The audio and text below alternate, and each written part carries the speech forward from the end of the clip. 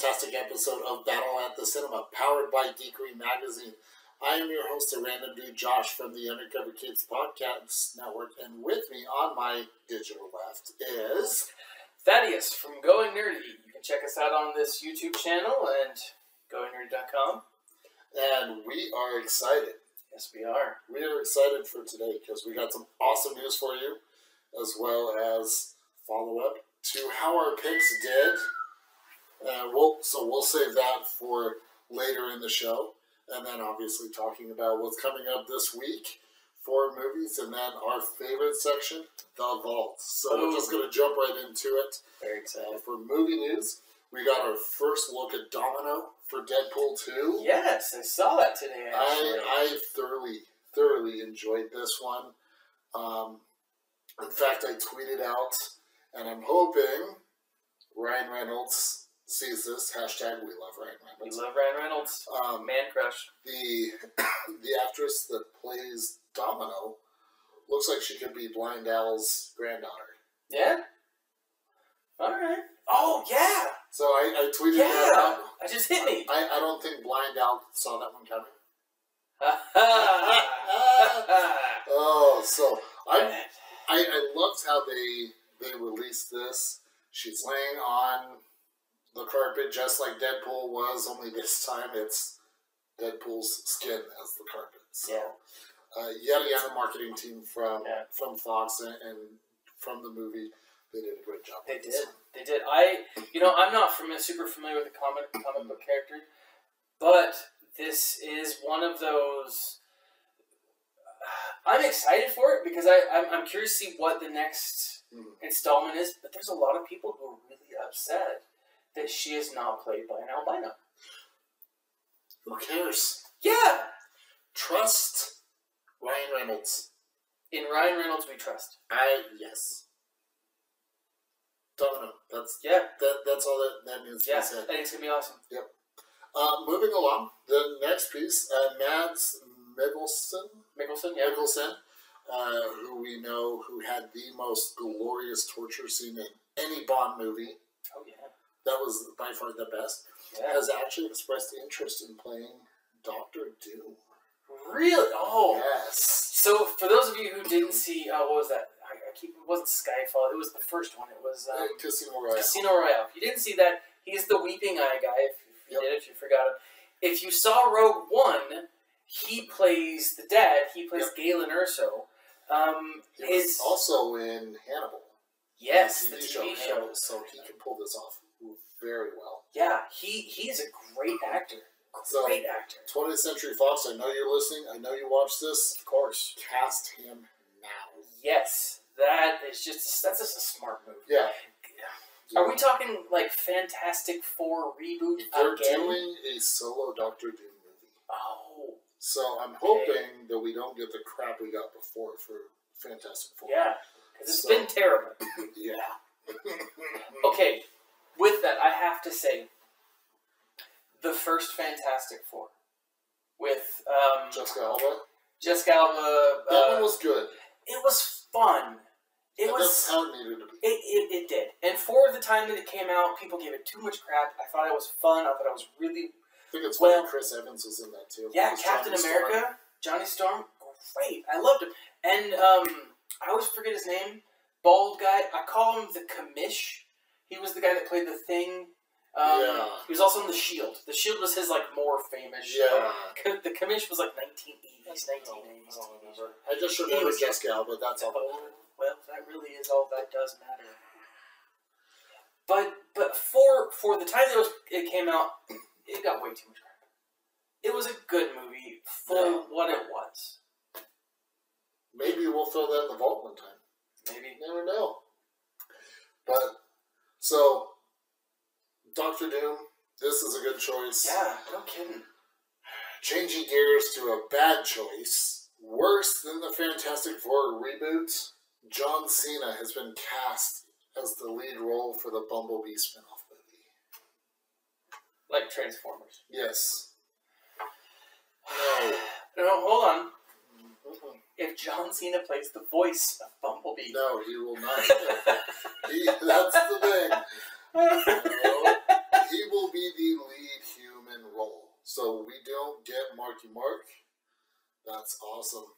Lighting effects. It's the darkness. Yep, no, it ain't gonna happen.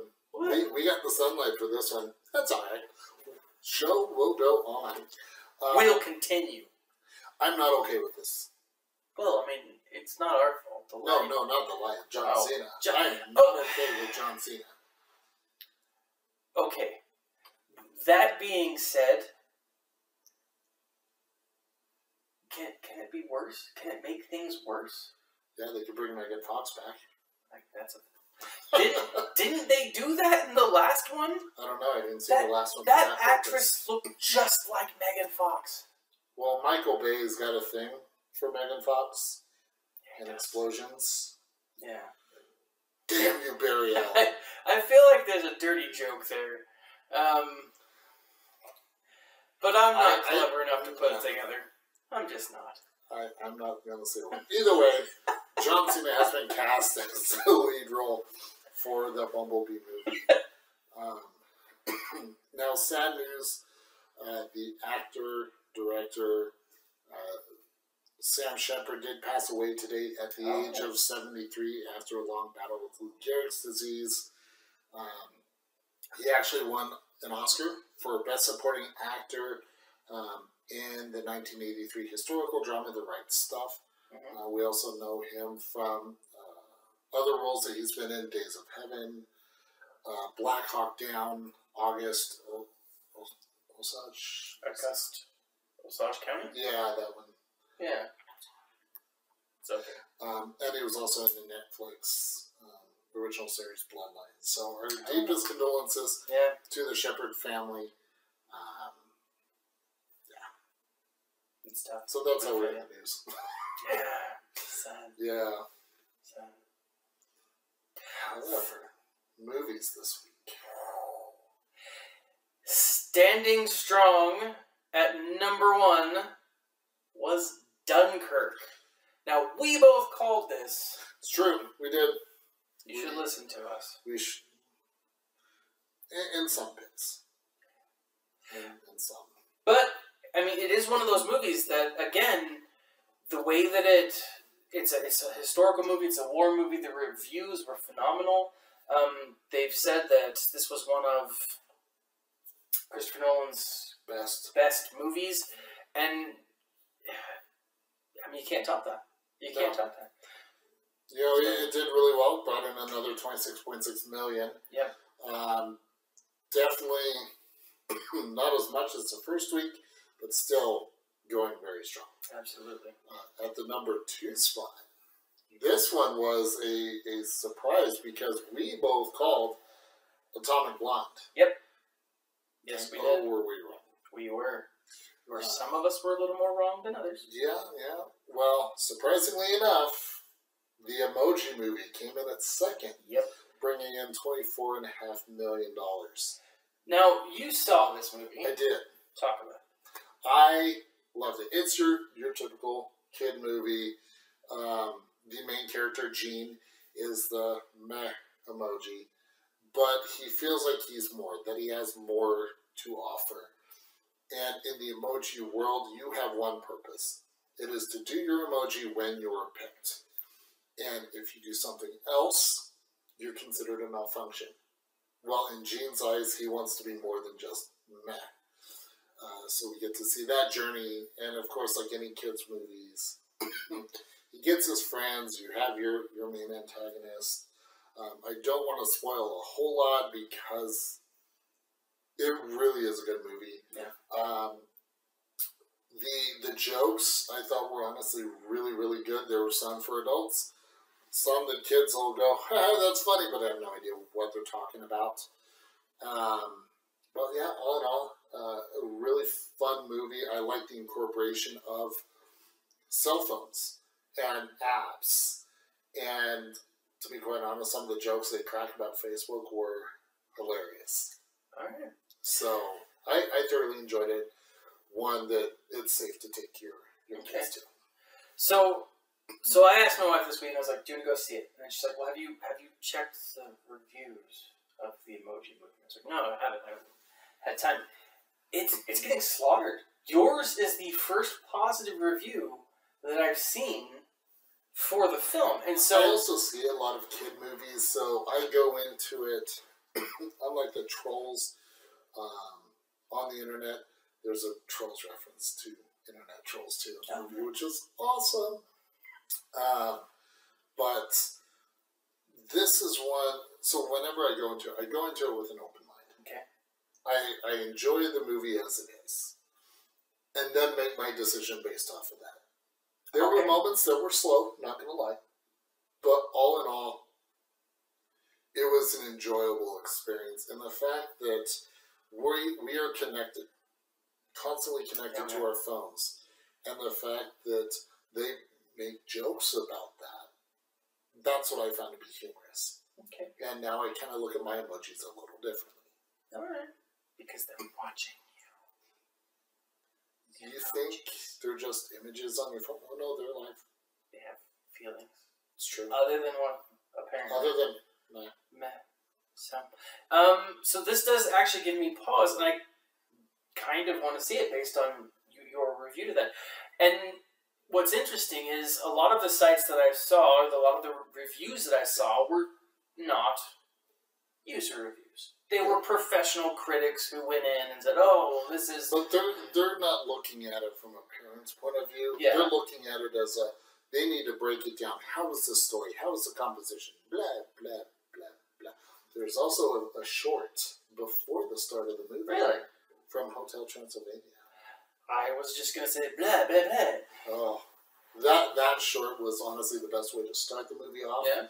Because it's characters you know and love, and to have that, they're kind of taking a page out of Pixar's book.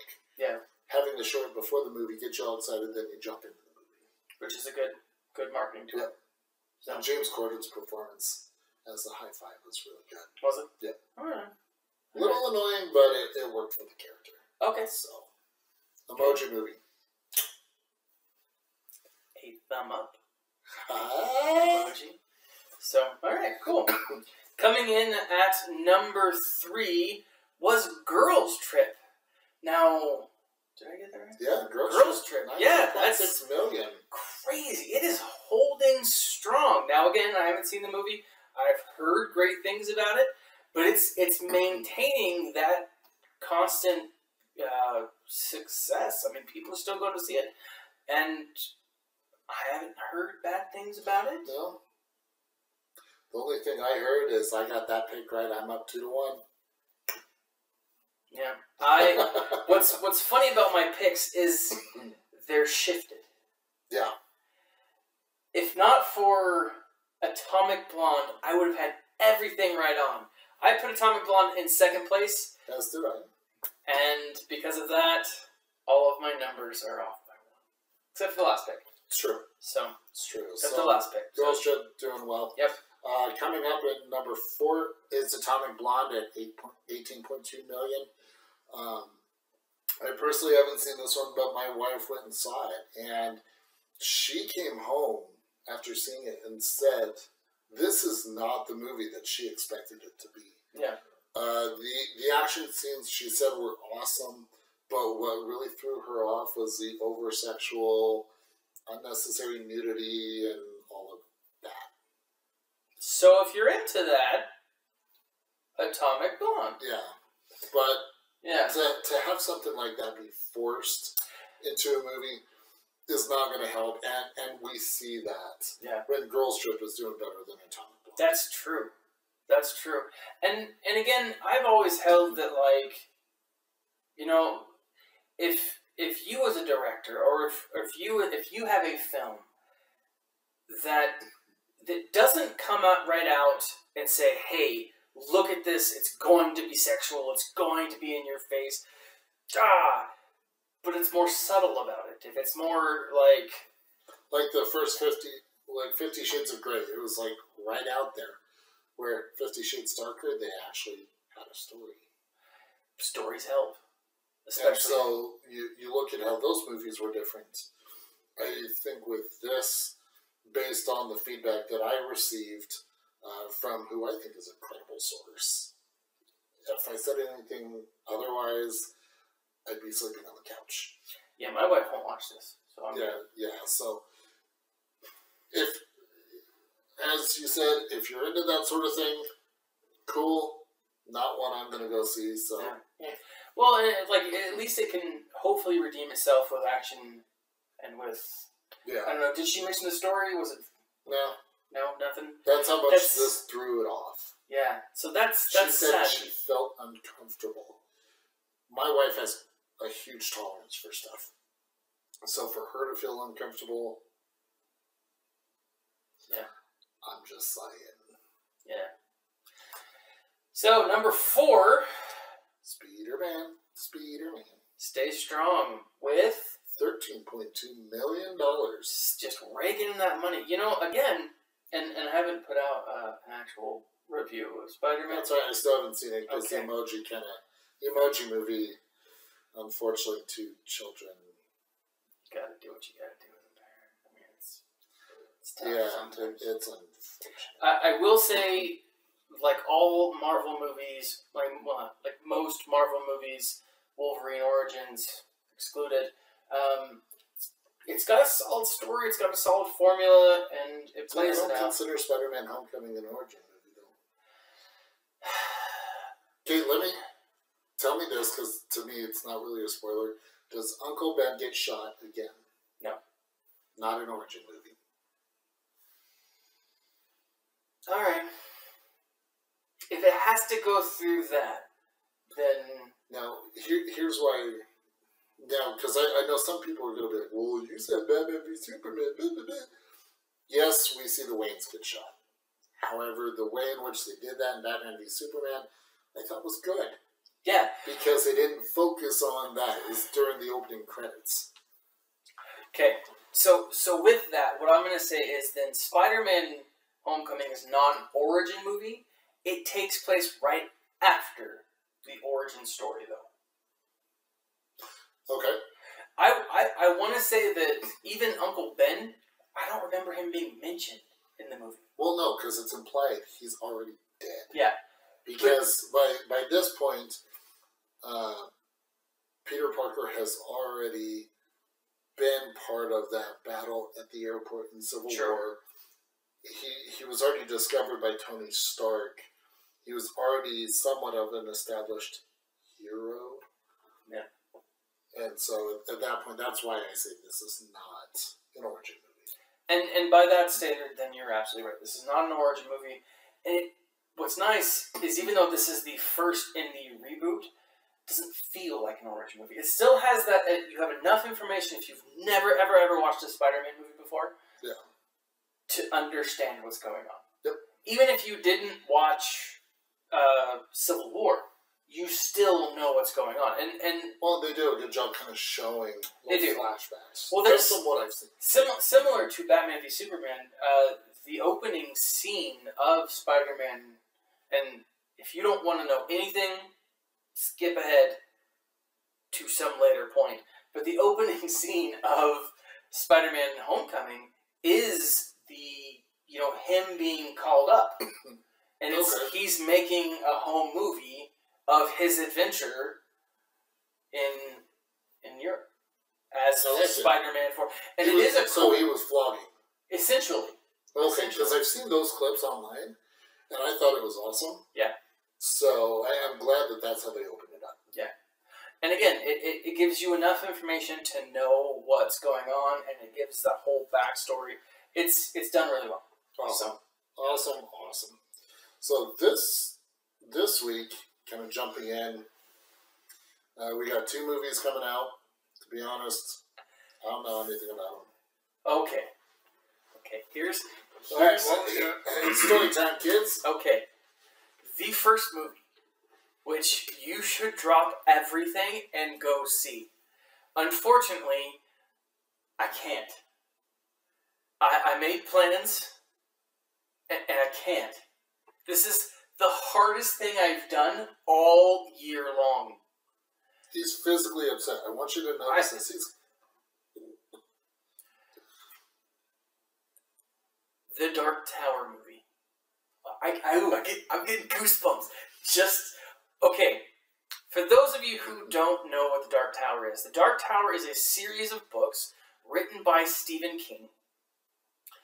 It spends the last 40 years of his canon. And what The Dark Tower is, it is the nexus that connects all of his books together. So everything written in the Stephen King universe is connected.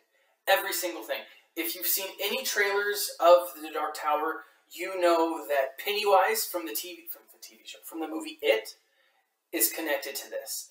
You know that The Shining, the hotel, the Overlook Hotel from The Shining, you see a picture of that in this. You know what's crazy? I've been to that hotel. Ooh, it's in Estes Park, Colorado. The Stanley Hotel. If you really want to stay up all night, you should go. You never want to sleep again? Yeah. What floor does the blood get off on? I don't remember. Because, you know... Just being there, knowing that's where it was filmed. Terrifying. Terrifying. But memorable. Yeah. Absolutely memorable. I can imagine. Now, the thing about it is the gunslinger, which is played by... Or the gunslinger's Roland Deschain. He is essentially a knight of the Round Table. Mm-hmm. Who is meant to protect the Dark Tower, or he's on a quest to get to the Dark Tower, and he thinks he's protecting it. He's not entirely sure what it is, but he knows that something bad's happening to it. But instead of being a knight, carrying a sword, carrying an armor, he's a cowboy. And Interesting. And it is quite possibly one of my favorite books of all times. I listen to the audiobook probably once a year, and I reread it probably every 2 years. Phenomenal. Hands down, phenomenal. Now, there's a lot of stuff going on with this movie.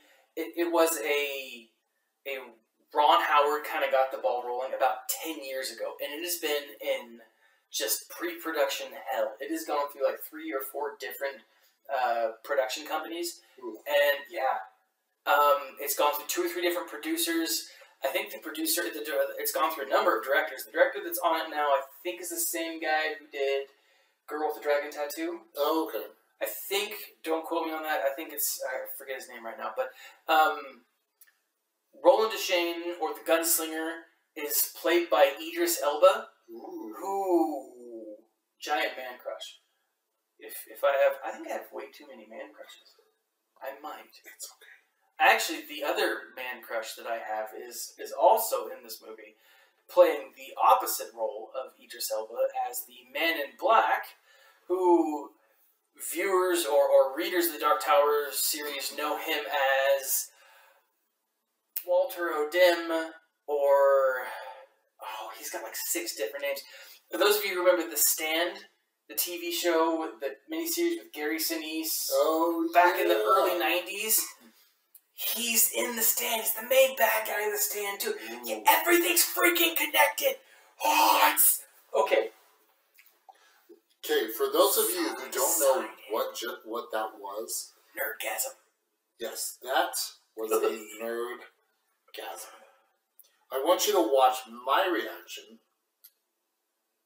and then compare his. Mine. His. I'm so excited. I cannot. Just kidding. I am. Now again, this movie has gone through hell to get made. Literally gone through hell.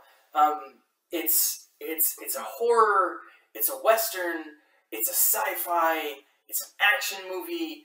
This really, it is for everyone. And if you are not a fan of Stephen King, or if you're like, oh man, that guy's movies are way too scary, this isn't that. I mean, there's going to be jumpy moments. There's going to be. Any Stephen King movie. Yeah, but it's so good. It is so good. So I think what we'll do, if you guys don't believe us, we're going to put a link to the trailer in the section below, in the description, yes. So you guys can watch it. Let us know what you think. Please. Because I'm going to watch it. I'll watch the trailer, and then we'll go from there. I know he's losing his mind. I am. Now, I'll say this. It's got Idris Elba, Matthew McConaughey. He's the man in black. He's the balance. All right. Yeah, and if it's going to be phenomenal. Now, again, there's a lot of people, because it is an adaptation of a book. People are kind of freaked out, especially hardcore fans. As a hardcore fan, I'm not as nervous. So, and I've said this with adaptations, keep in mind that everything in the book will not be in the movie. It's okay, because when it comes to adaptations, you really need to enjoy it as it is. True. Plus, if you've never read the book, and you watch the movie, and then read the book afterwards, it's going to enhance your experience of the book that much more, because then you have a visual of the characters. You can have that visual of who this person is, who this person is, and then just it really makes the experience that much better.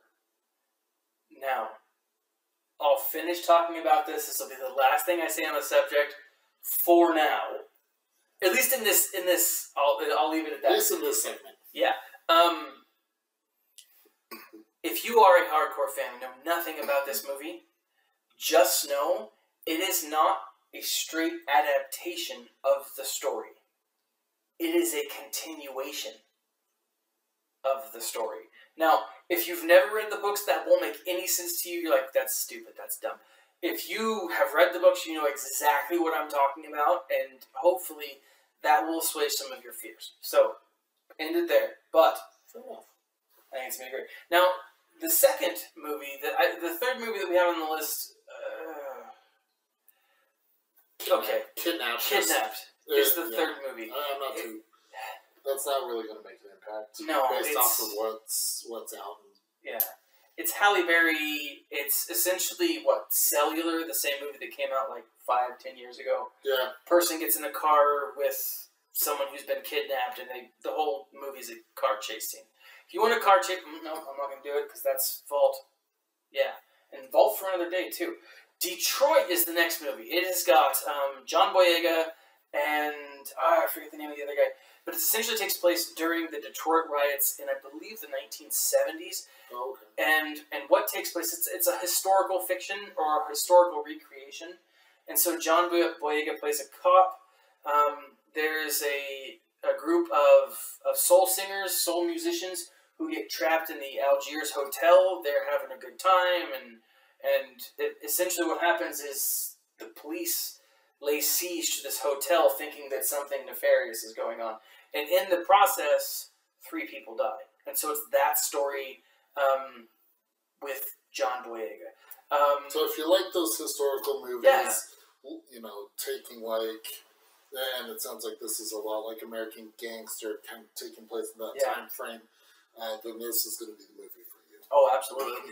And if this were any other character, any other actor, and I know that I'm biased with Star Wars, Force Awakens, I get it. I think he's going to do a great job. It will be good for him to be in a role other than Finn. Yeah. Because I think while some people will land those blockbuster roles, they kind of get stuck with that persona. Yeah. I'll take Robert Downey Jr. Oh, absolutely. He will always be Tony Stark. Yeah. Adam West, always be Batman. Or Mayor West. Chris Evans. People forget that he was Johnny Storm. Yeah. Because you hear Chris Evans and you think Captain America. Of course. Emma Watson. She's an interesting one. Mm-hmm. Because it depends on the age group. If it's a kid in the day and age now, she's Belle. For a generation, Hermione. Hermione. Now, we're going to bring it full circle with the movie The Circle. Now, The Circle was the Tom Hanks movie about, everything's connected and everyone's I feel like that's about to be Apple. Yeah, it probably about to be. It is Apple. Or Skynet. Or Skynet. It's happening. Apple will bring about the Terminators. It's, little cute little devices that will kill us all. Terminator. So, with that though, we have John Boyega, Hermione, and Emma Watson, thank you, and Tom Hanks. And it is one of those roles that it's still sci-fi-esque, but it's not a full sci-fi movie. And I feel like that type of role, even though the film didn't do well necessarily, I still want to see that. I do too. But and the weird thing was, Tom Hanks' performance reminded me a lot of Tim Cook, CEO of Apple. Oh, okay. Yeah. Just his mannerisms, how he was presenting everything.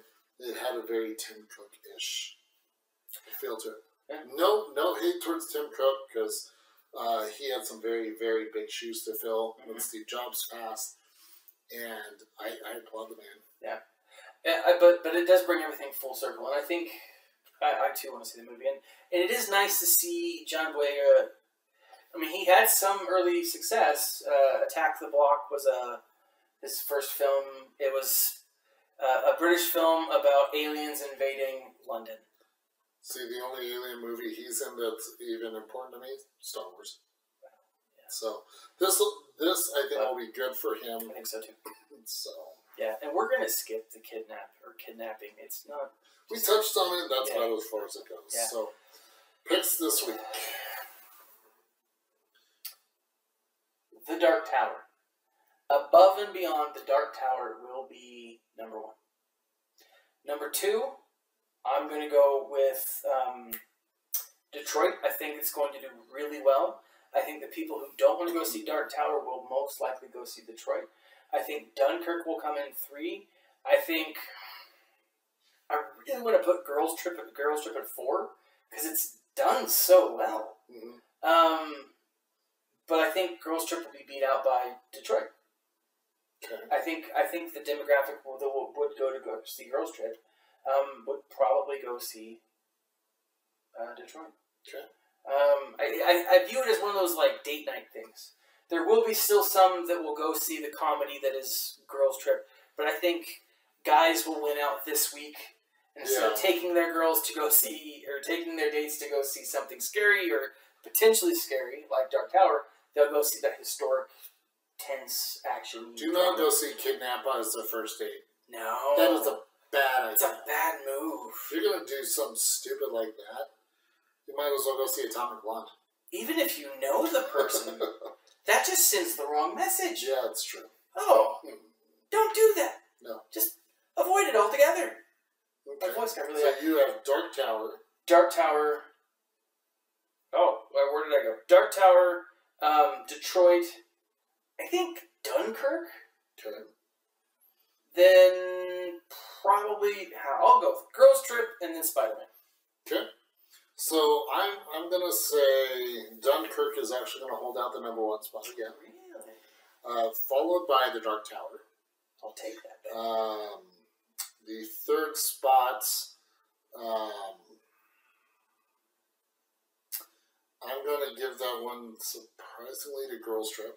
Okay. Followed by the Emoji Movie. And then it's a toss-up between Spider-Man and Detroit. I'm honestly kind of leaning more towards Spider-Man.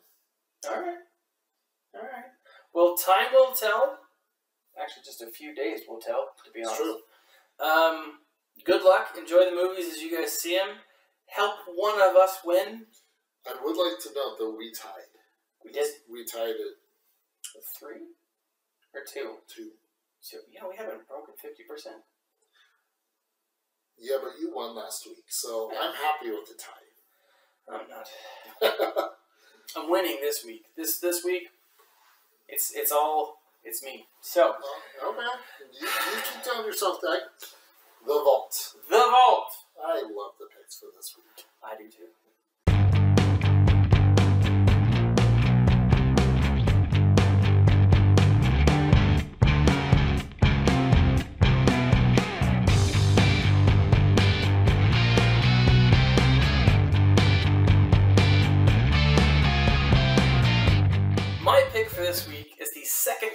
the Coronetta trilogy.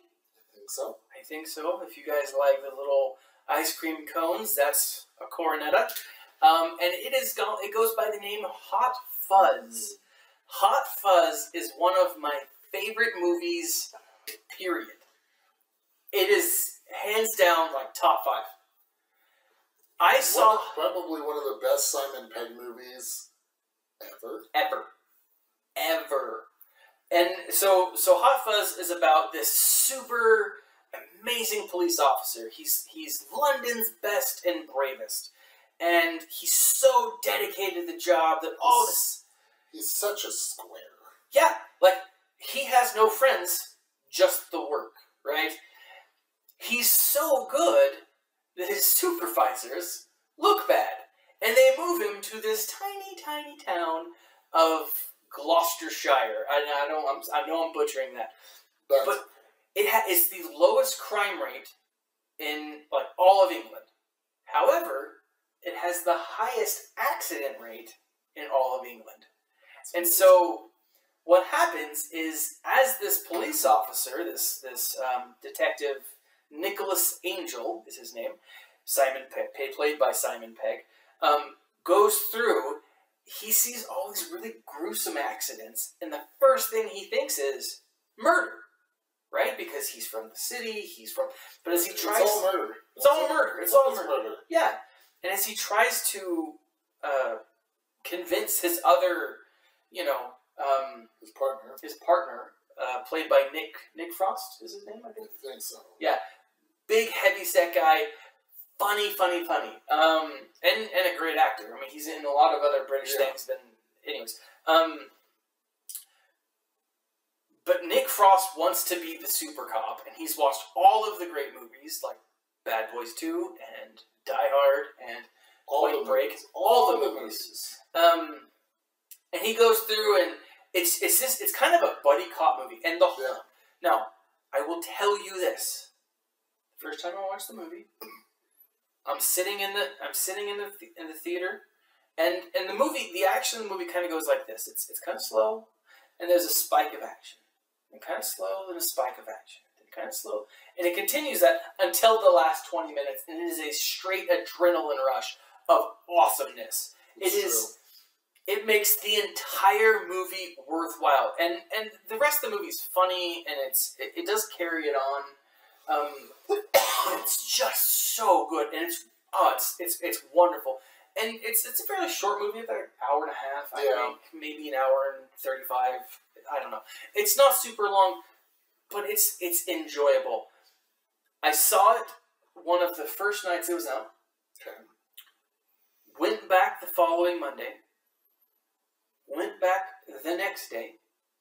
Didn't go on a Wednesday. Didn't go on Thursday. Went Friday. Went to a matinee on Saturday. Holy crap. Within like 8 days, I spent almost like $100 on tickets. I took people who didn't want to go and paid them to go with me. Now, that sounds worse than it is. These were friends, not friends. But like, I took my friends because they were like, I don't really want to go pay. I don't want to pay $10 to go see that. That sounds terrible. I'm like, no, you'll love it. Bought them tickets. It's a great movie. I've owned like 5 copies of it because I wear out my copies. I've had to digitize it. It is great. Go watch it. And I do think it's actually on Netflix right now. It is. So the one thing to keep in mind with this movie, and yes, it is a phenomenal movie. Keep in mind that it is a lot of British humor. So if you're not accustomed to the way their films are and a lot of their jokes, you're going to look at it and go, what? That's true. But if you're aware of it or you're open to it, it is awesome. It was my first foray into British film, or just... See, Shaun of the Dead was my first. And I saw Shaun of the Dead afterwards. So, Shaun of the Dead, again, kind of in that same line, also stars Simon Pegg. If you like zombie movies, that's a great one. Similar, and actually, it's a similar cast. Shaun of the Dead, Hot Fuzz, and the final one is, I think, the World's End, At World's End. I can't remember. I never said that. The only two that matter to me, Hot Fuzz, Shaun of the Dead. Great movies. Great movies. And with that? Awesome. So my pick is one that not a lot of people, I don't even know if you've seen it. It was The Skulls. With Pacey. From Dawson's Creek. Yes. Joshua Jackson. Joshua Jackson. So this movie takes place at an Ivy League school. The main character, played by Joshua Jackson, Lucas McNamara, is wanting to get into this secret society known as the Skulls. Because he wants to go to law school, and, well, from what he's been told, they paid for it. But it comes with a cost. This actually stars a lot of big names in it. Yeah. Paul Walker. Really? Paul Walker is in the movie as Caleb Mandrake, who, funny enough, his father in the movie is Craig T. Nelson. Oh, well, there you go. So if you don't know who Craig T. Nelson is, Coach. Or Mr. Incredible. The voice of Mr. Incredible. Yep. And so the thing about the Skulls is a lot of the presidents, senators have been a part of this society. And there's a line in there from the movie, if it's secret and it's elite, it can't be good. And so you see the experience that Lucas McNamara goes through. Once he's in, everything's great until the death of his friend takes place, and he wants out. And it's not so easy to get out. Yeah. A couple other big names. Christopher McDonald was also in there. He's from... Crap. He's one of those ones, exactly. You know him if you see him. Happy Gilmore. He's Shooter McGavin. Yeah, Shooter McGavin. He was also in Flubber. Oh, I never saw Flubber. Yeah, Flubber was good. That's a good classic Robin Williams movie. Surprisingly enough, and I know people are going to think I'm weird for saying this, he was in Grease 2, which I enjoyed. Grease 2. One of Michelle Pfeiffer's first musicals. Really? I can't say that I'm a fan of Grease 1. Oh. Summer Lovin'. No, it's catchy. The music's great, but it's better than the live-action remake that was just made. Oh, I can imagine. Yeah, it's bad. Oh, I can imagine. That sounds terrible. But needless to say, this movie, it was one of those ones that I was super excited to go and see. Yeah. And just the overall story was intriguing to me. It was also the first date I went on, so there's some resemblance, some sentimental value to that. But all in all, the movie was great. They did make a second and third movie. If you didn't hear about them, it's not always. The third one was straight to DVD. Oh, that's dangerous. Yeah. And what's sad is The Skulls 2 and 3 will end up on Netflix, but they never put the first one out there. Really? Yeah. That's unfortunate. That is unfortunate. But it's one I thoroughly enjoyed. I thought the story is captivating. The action was awesome. And if you want to see some retro technology, CRT TVs. Oh. And the security tapes using the little micro cassettes. Oh, the 90s. Yes, it is. Oh. Well, it came out in, I think 98, 99, maybe 2000.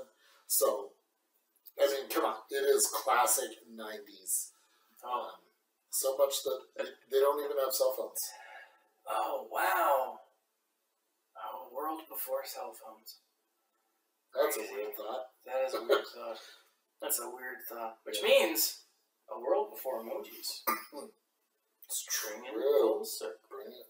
Well, like half circle, because we talked about emojis halfway through. That's true. But still, we like to tie it in somehow. So yeah. That's my pick. Now, as I don't like to say that I'm a conspiracy theorist. This one could spark that.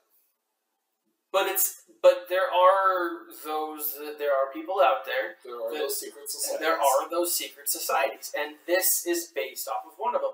Skulls and Bones. Skulls and Bones is an actual society. I believe George W. Bush was part of it. There's a few other presidents that were part of it, and it's interesting because I don't know how accurate it is comparatively. Again, I know some research was done on secret societies in general, but again, there's only so much you can take from it, from rumors. But that being said, they took the concepts and made a really good story out of it. Yeah, and story is obviously most important. But for those of you who are just remotely intrigued by that type of thing, this is a very good movie. Yeah. So. Yeah, just skip 2 and 3. Don't even bother. Yeah, not worth it. Not worth it. I'd say the same thing about Die Hard, but Die Hard 3 was great. Skip 2, skip 4 and 5. And 6. Yeah. Well, it's like Batman. It was awesome. Batman Returns. Awesome. Batman Forever. Doable. Skip Batman and Robin. Oh. Unless you really, really enjoy the campiness and really want to get... This is the effect it has on me. Bat nipples. We got bat nipples in Batman Forever, though. Oh, that's right. Yeah, Val Kilmer rocked them nipples. Yeah, he did. Oh, Val Kilmer. Damn you, Barry Allen. But, needless to say, there are movies that you'll want to skip. There's some that you don't. Yeah. The Skulls is one. You don't want to. Just keep in mind, it definitely has that same feel as Cruel Intentions. Yes.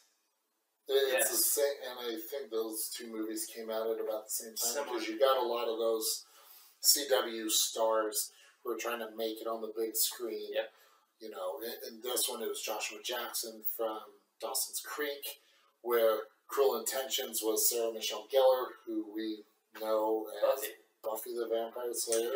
Interesting enough, Joshua Jackson was actually in Cruel Intentions as well. Yes. He had a big cameo. I forgot about that.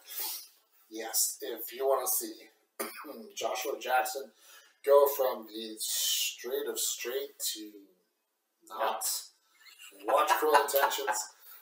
That one's also a fun one. It does have Reese Witherspoon, Ryan Felipe, and that was actually the movie where those two met and ended up being married afterwards. Wow. All right. Well, awesome. It's been fun. Yeah. This concludes our broadcast day. This actually is our 3rd episode. We'd like to thank all of you guys who've watched us. Leave a comment in the section below. Share this video with your friends. And if you have a movie that you'd like us to review or to talk about, leave in the comment section below. Please. So make sure to also check us out at geekerymagazine.com and Going Nerdy. So I am your host, the Random Dude Josh. And I am Thaddeus from Going Nerdy. And we will catch you guys at the cinema next week.